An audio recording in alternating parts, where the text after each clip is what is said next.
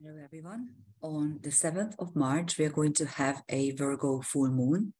And I gave the title of this particular full moon, the full moon of Revolt, with a question mark, of course, because I fear that the people in Europe are really being cooked like lobsters. And at the moment, we are at 60 centigrade, maybe. So it's still warm. It's getting warm, but still not too hot for us to realize that we are being cooked. So I have no idea whether or not the people will actually start revolting. Although there were signs in London and in Paris and even Germany, they have a few demonstrations. So we will see.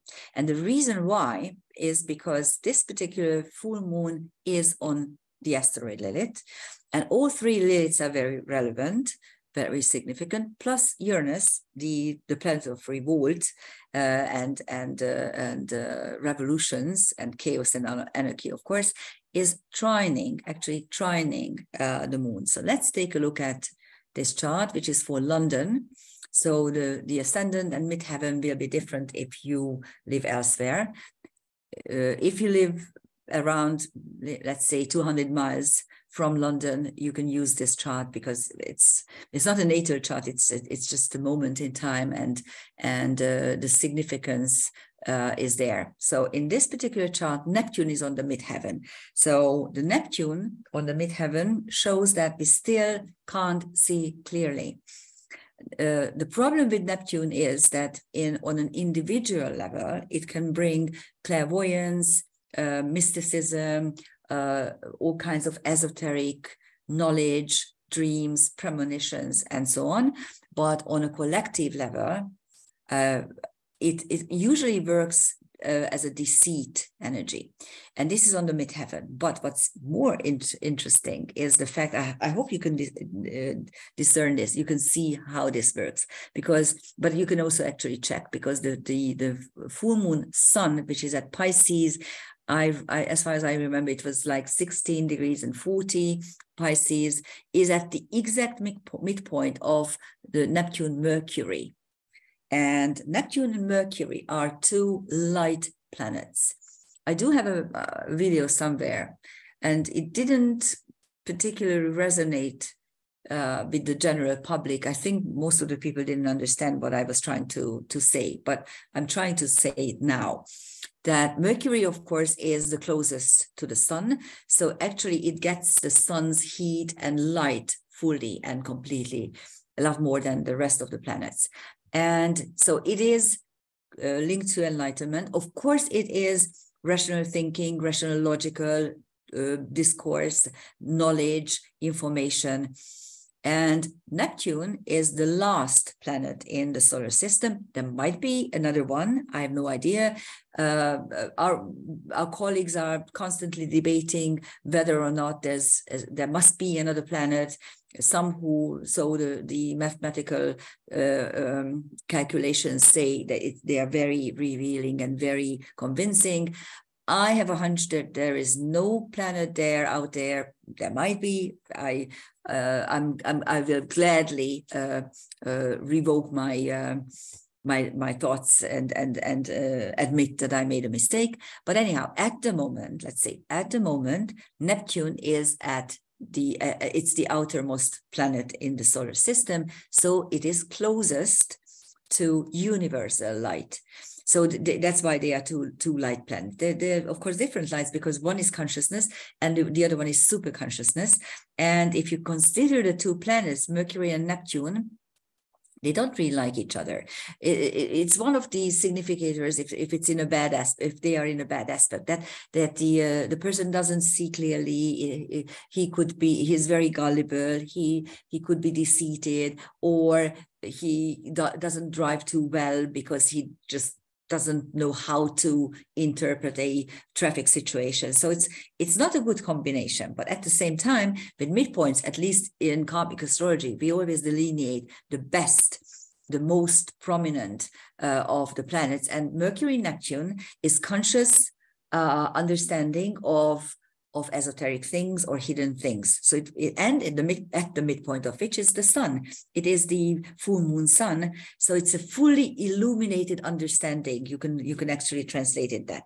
The other feature that is interesting is the fact that Saturn is at Aquarius 29 degrees 59, 1 minute of an arc before actually moving into Pisces, which will be happening an hour later, 1 hour later, actually 55 minutes later. So it's barely there, almost there. And other features of the chart is the Pluto Hygeia conjunction. Hygeia is already in Aquarius. Pluto is still in Capricorn. Still, it means putting things in order. Trining, Sedna, creation through dissection. And as you can see, the dark moon Lilith makes a quincunx to Mercury. The asteroid Lilith is on, and this is revolt against injustice, is on the moon. And the dark moon Lilith which is the acceptance of the curse, is on Uranus. So all Liliths are very prominent, especially the asteroid Lilith, which is retrograde at the moment. This is the asteroid number 1181. And it's right on the moon, and the Uranus is trining the moon. So those are the most important features. Of course, the full conjunction is still very tight. Astrea, Vesta, Juno, Jupiter and Chiron, and the Juno Aries conjunction is already separating. And Venus, I hope you saw the Venus-Jupiter conjunction on, it was on the 1st of February, of March. It was really brilliant. Here in Hungary, it was beautiful. So if you have a chance, they are still very close to each other. Look up the sky and watch them. They're really beautiful. So that's the space-time moment itself. And of course, Aries, Juno still denotes some sort of disruption. Outward circumstances are changing for liaisons and pacts and covenants. And here in the London chart, you have a dissolved opposition. The Sun-Moon opposition is dissolved by Uranus. And there's also an angel wing with the Uranus-Sun sextile. At its apex, you have the Jupiter-Chiron conjunction. I left here the rest of them because, of course, they are not closing, but they will be important in a second before we actually look at. Okay, hold on a second. Yes, we will have it in a minute. I rearranged the slides because I found it more logical in this way. So let's take a look at the transcendental celestial objects. On the sun, you have Lachesis, who is the middle of the fates, who is actually measuring the span of life. Medusa, who is linked to feminine rage. Buddha, which means enlightenment. You know, that's the one way of Buddha writing Buddha. And Nessus, who is one of the so-called psychopath centaurs, but it really somehow mixes the two most potent magical instruments, semen and blood. Because the story, I told the story many, many times. The story goes like Nessus is he wants to take, Deianira wants to go over to her husband, what's his name, Heracles, and instead of taking her there, he takes her to an island and rapes her. And this is seen by Hercules or Heracles, both names can be used, and he shoots an arrow, which is previously it was dipped into the blood of the Hydra, so it's poison. It's a deadly poison, and as Nessus is dying, he somehow after the rape somehow convinces Deianira that his semen mixed with the blood is a very, very potent magical instrument. And by the way, yes, magic, probably the most potent magical instrument, magical potion is blood and semen. You might wonder why for almost 2,000 years they didn't allow intercourse during menstruation. That's why, because we became too powerful during those times. Anyhow, and then this blood is mixed with the deadly poison of the Hydra. And so the story mixes magic, death, and resurrection, because so it has many connotations. If you want to check it out, read the story, and you will see that it has many facets. So that's Nessus on the sun, and Anka, which is Alpha Phoenix. So it is again resurrection, rebirth. So there's some sort of rebirth in this particular space-time moment. The moon, Asteroid Lilith, has Prometheus, the Titan who knows before, and Mizar, which is Alcor Mizar. These are two stars very close to each other.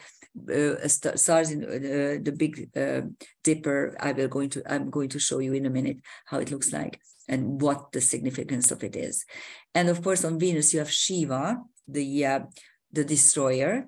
On Astrea you have Themis, wisdom.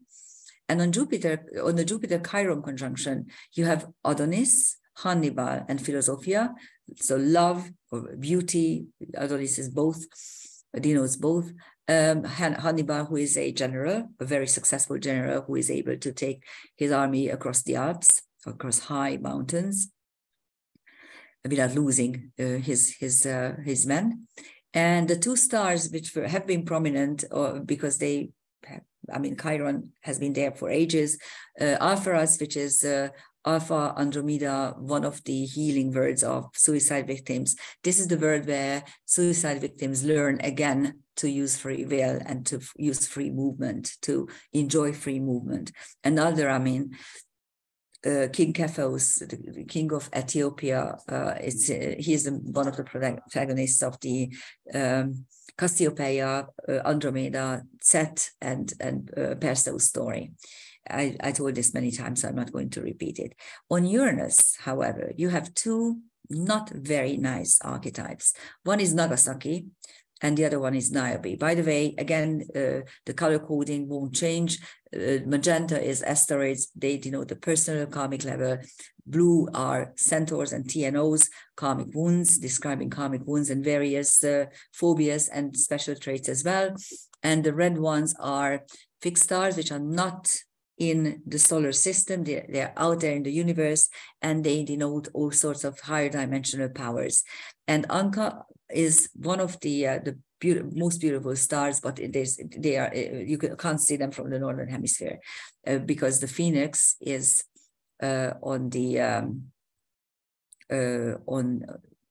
why did I tell you this? Anyhow, I started to talk about Uranus, okay, and Nagasaki and Niobe. I already spoke about Anka. Sorry, I'm a little bit overworked. Okay, I will pay attention to what I already said.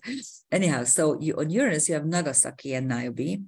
And Nagasaki is one of the destroyer asteroids, or the total destruction, of course, and of course the nuclear war. So that's on Uranus, is not very promising, to say the least.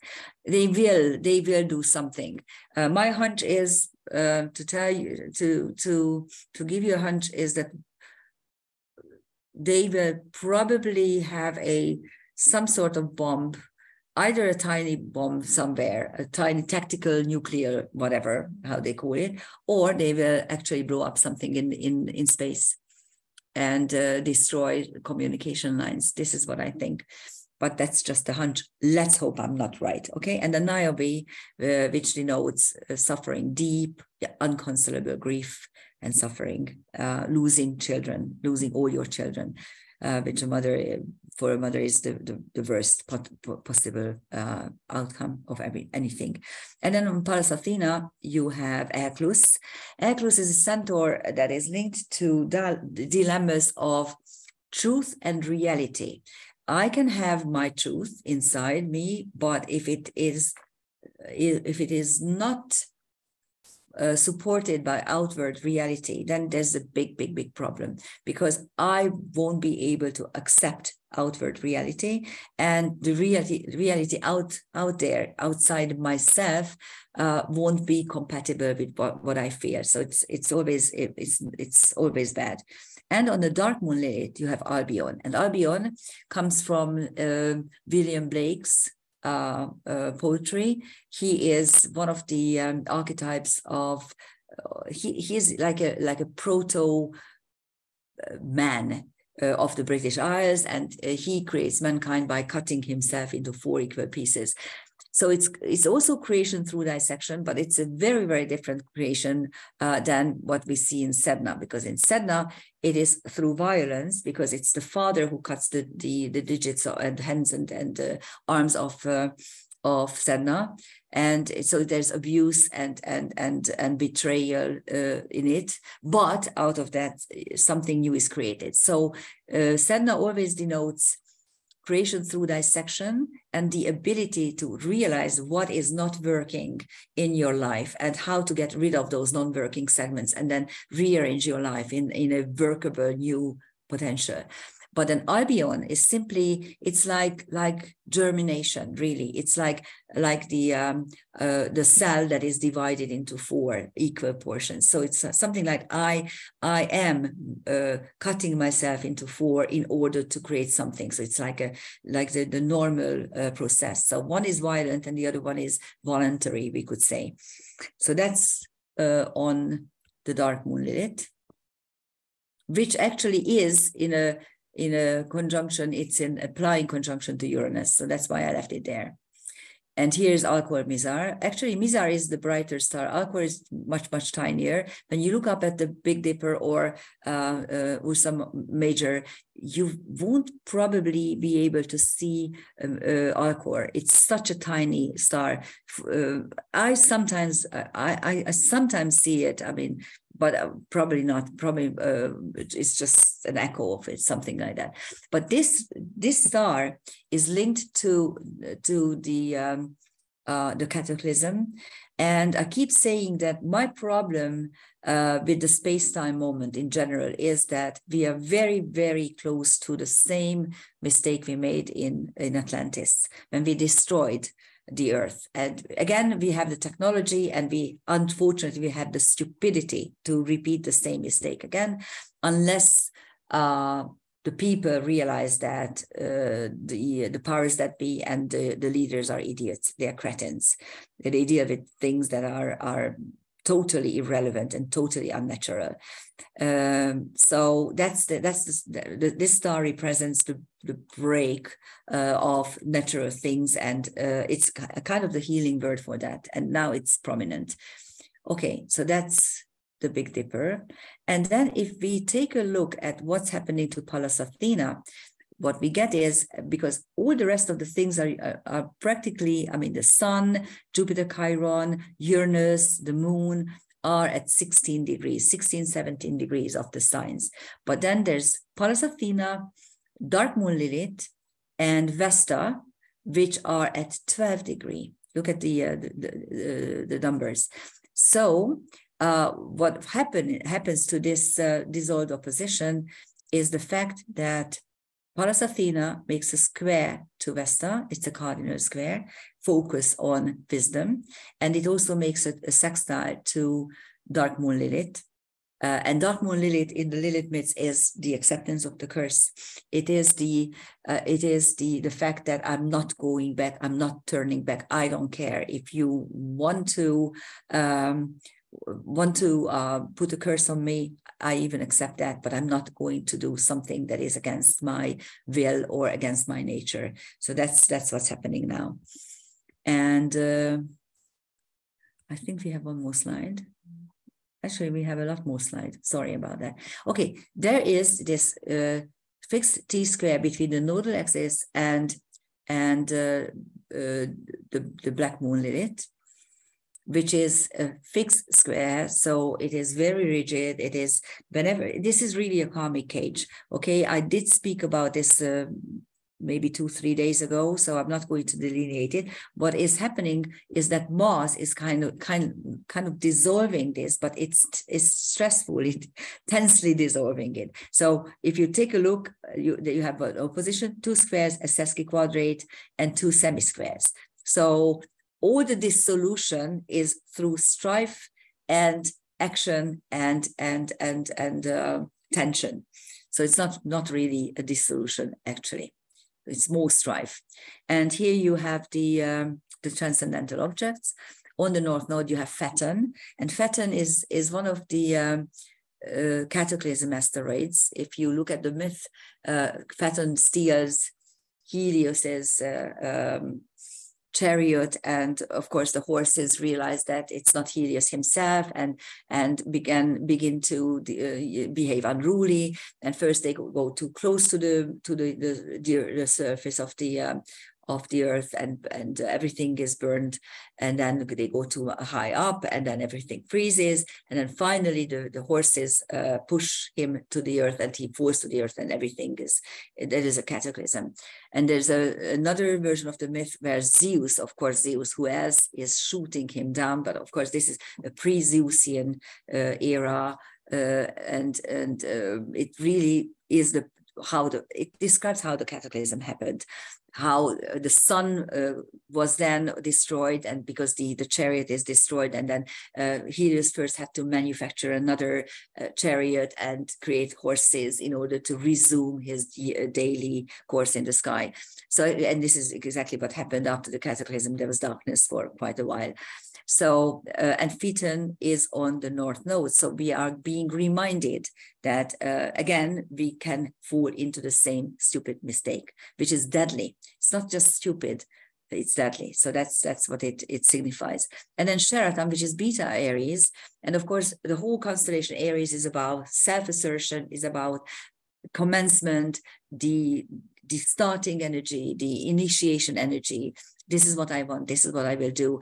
Hamal, the Alpha Star, is actually creating this impact. And then Sheraton, the Beta Star, is doing the same from the shadow. When my will is working in the shadow, if you look around, this is exactly what happened. We are not being told what is actually truly happening. And on the South Node, you have Narcissus, self-love, and Radamanthus, good, true, nice laws that can govern a land. That's what we need. And that's what we don't have. And that comes from the South Node, which means that was in the past, but we used to have this. And actually, if you look around, to me, here's the problem to me with all the crazy liberals, because they simply are deeply, deeply unhappy. And they push this unhappiness on us who are non-liberals, and we don't want their crazy ideas. And they try to find another crazy idea, yet another crazy idea. Maybe this will make them happy. And no, it's not going to make them happy, because they are inherently unhappy people. They are ugly, they are stupid, they don't know what to do, what to do with themselves. And they are just screeching bloody hell all the time and always blaming someone else. And it's so ridiculous, but it's also scary, because they try to destroy everything that is sacred, everything that is nice, that is beautiful, that is valuable, that has ancient value and beauty. They all want to get to do away with these things. That's the problem. On Mars, which is quite important, we are going to look at it in detail. You have Antigone, who is a hubris asteroid, but if you look at the story of Antigone, she is revolting against the human law, and she wants to reestablish the divine law. And so it's a very interesting hubris asteroid. And then you have a number of fixed stars here. Actually, if you look at the degree of Gemini, 21 to 23 degrees, you have 5 very bright, beautiful stars during that degree.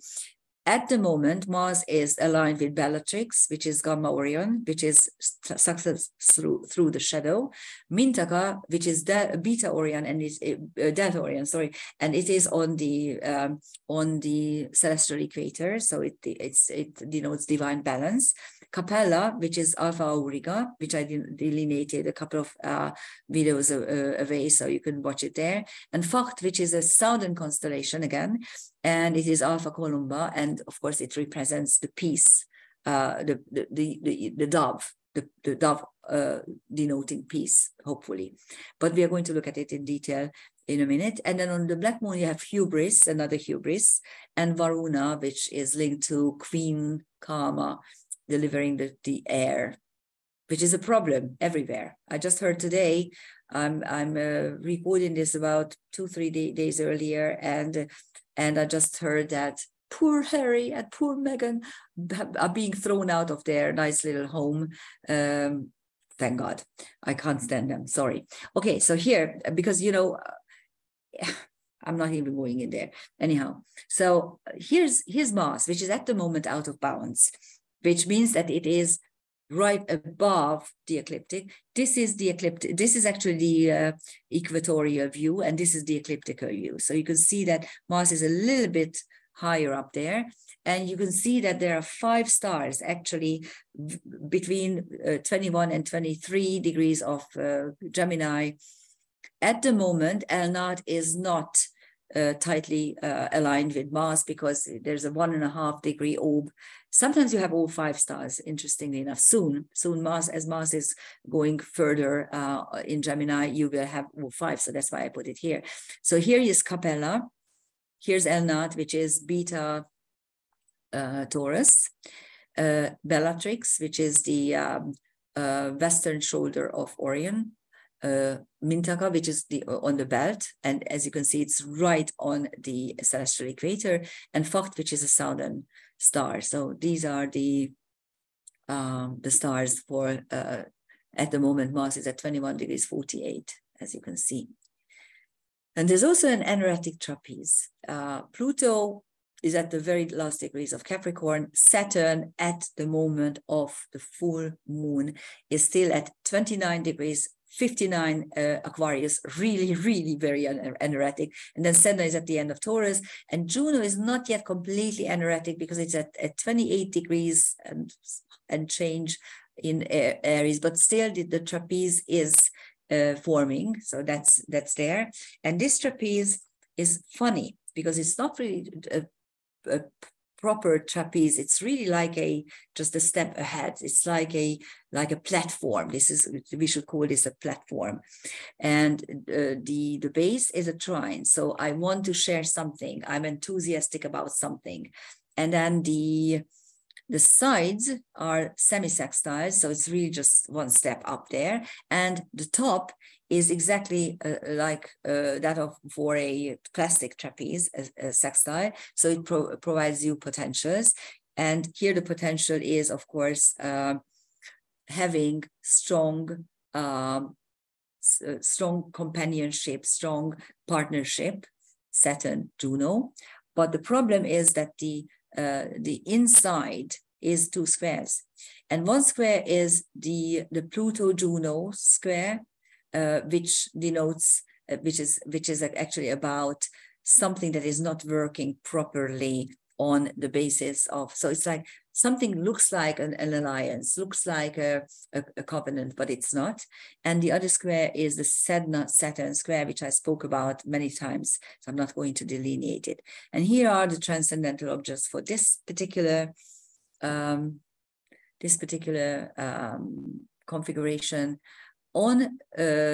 Sorry, I left Pleiades. This is in Hungarian, but I hope you will see that it's the Pleiades. I didn't want to redo the drawings.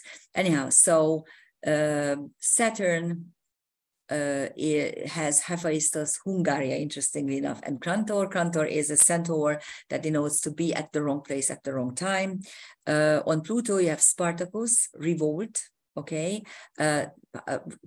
you can see that there are many forms of revolt in this particular chart. There's also Titania, another Atlantean asteroid. Atropos, which is the last of the fates, the third of the fates, who is cutting the thread on Pluto.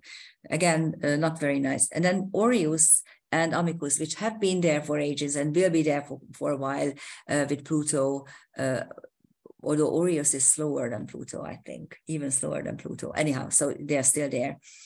And then on Juno, you have Hell, Atlantis, of course, Nemesis, who is the punisher of hubris. We had two hubris asteroids, hubris itself and Antigone. So here you have the punisher. And then Thalia, which is theater. So yeah, Juno has the asteroid theater with her. So all we see is really this whole thing about the war and alliances, and everything is money. Everything is money, believe me. It's not helping anyone. It's like who is going to earn what and who is going to own what after the war.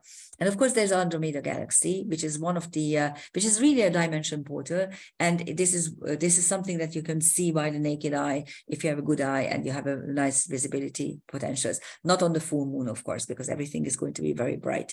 And then on Sedna, you still have the Pleiades, which have been there and will be there for ages. For the next full year, there's going to be Sedna on the Pleiades. So you will have that energy. You can utilize that energy for yourself. That's it. Happy full moon. Utilize it wisely. I don't really like the flavor of this. There are too many destroyer asteroids, too many dark asteroids, too many potentials for war, more war. The escalation of war seems imminent and unavoidable. Where it's going to escalate, I have no idea. How they are going to finally punish each other, I have no idea.